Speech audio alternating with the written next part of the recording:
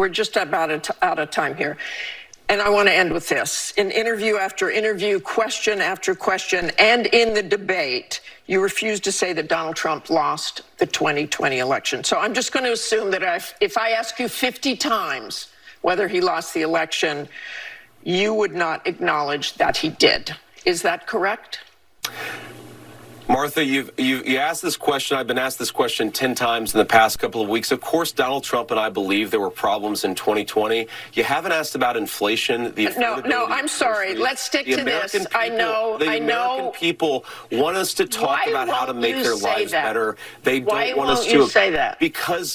Because, Martha, I believe that in 2020, when big tech firms were censoring American citizens, that created very serious problems. And by the way, Martha, you're a journalist. You represent the American media. Look at the polling on this. A lot of Americans feel like they were silenced in the run-up to the 2020 election. That is such a bigger issue. That fundamental problem than me and Donald Trump talking about it. And unfortunately, but Martha, I don't understand why you won't just say it if you believe it.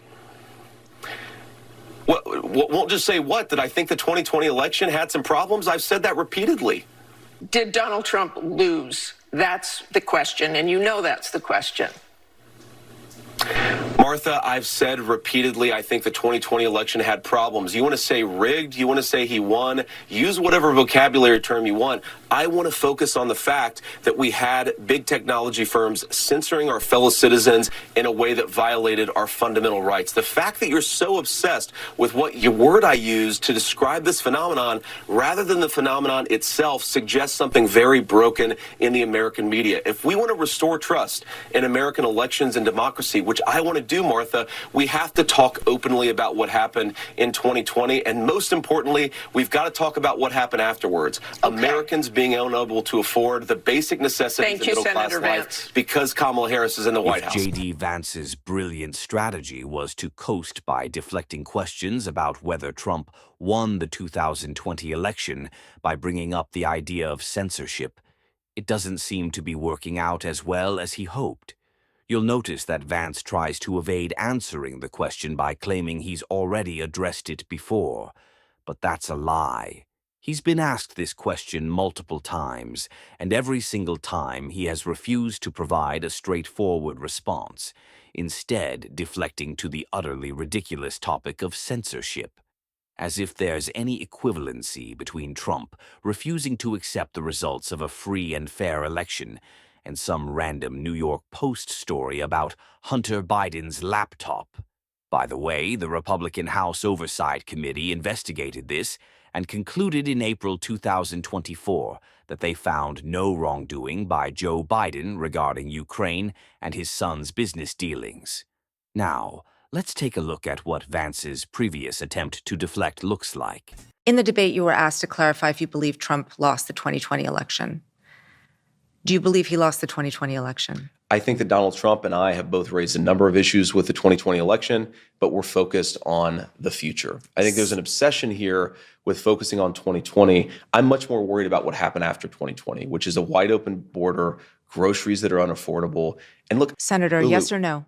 Okay. Did Donald Trump lose the 2020 election? Let me ask you a question. Is it okay that big technology companies censored the Hunter Biden laptop story, which independent analysis have said cost Donald Trump millions of votes? Senator Vance, I'm going to ask you again. Did Donald Trump lose the 2020 election? Did big technology companies censor a story that independent studies have suggested would have cost Trump millions of votes? Here's the thing. Vance's deflections sound just like those of a typical lying politician. It's no surprise that this tactic is backfiring. He's trying so hard to slither out of the question that all it does is bring even more attention to it. This is the Streisand effect in full display. Every time Vance makes one of these bad faith efforts to dodge the obvious question, it only highlights exactly what he's about. He's a chameleon, willing to say anything to gain power. And if you don't believe me, take a look at what Vance said just a few short years ago when he thought it would be politically advantageous to make statements like this. I'm a never Trump guy. I never liked him. It makes you think that at a fundamental level, this is sort of a he said, she said, right? And at the end of the day, do you believe Donald Trump, who always tells the truth? Just kidding. Or do you believe that woman on that tape? I cannot stand Trump because I think he's a fraud. Well, I think he's a total fraud that is exploiting these people, who is a total fraud. Like you said, I agree with you on Trump because I don't think that he's the person. I don't think he actually cares about folks. There is definitely an element of Donald Trump's support that has its basis in racism or xenophobia. I think there's a chance, if I feel like Trump has a really good chance of winning, that I might have to hold my nose and vote for Hillary Clinton. I think that I'm going to vote third party because I can't stomach Trump. I think that he's noxious and is leading the white working class to a very dark place. Look, people don't just start spouting positions that are diametrically opposed to their previous stances without a reason, and the reason here is crystal clear. Vance sees being pro-Trump as his vehicle to consolidate power for himself. He has become exactly what he criticized Trump for being just a few short years ago, a politician devoid of principles, morals, or values, motivated solely by the desire to gain power. I understand that Vance believes he's onto something. He thinks if he continues to parrot the narrative about censorship and draws this false equivalency, he can fool everyone and get away with it. But to that point, let me remind you of what the immediate aftermath of the debate looked like. And I actually want to start with overall impressions, guys, because all 7 of you came in undecided. 1 of you said they've made up their mind. Ryan, who are you going to vote for, and what kind of solidified that opinion? Well, I'm going to be voting for Kamala Harris. You know, one of the stark sort of aspects of that debate that really stuck with me was when they were talking about January 6th and how Mike Pence certified the election, and they were wondering if J.D. Vance would certify the election should Trump lose. And, you know, J.D. Vance didn't really give us a definitive answer, and I'm disappointed in that fact. And I don't think that I can trust someone, you know, with my vote if they're not going to respect it. And why is this backfiring on him? Because we're not stupid. When he refuses to answer straightforward questions and behave like a normal human being, we know exactly what that means. We see through his antics and understand why he was chosen.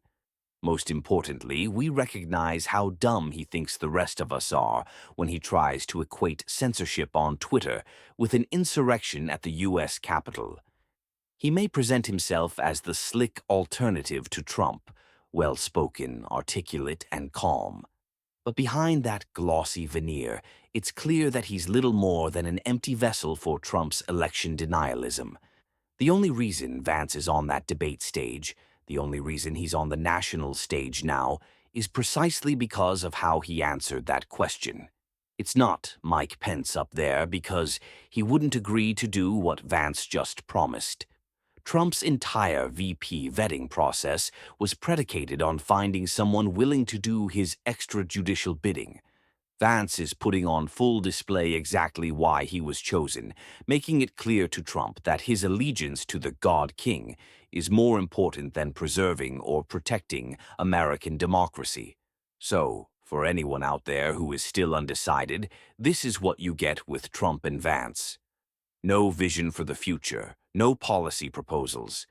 If you've heard either one of them try to explain their positions on childcare, your brain might just start leaking out of your ears. These guys stand for one thing, ensuring that Trump and the Republicans never lose another election again. They are doing everything in their power to usher in the end of democracy and welcome the dawn of autocracy. They broadcast this reality daily. This is the warning. Whether we heed it is up to us.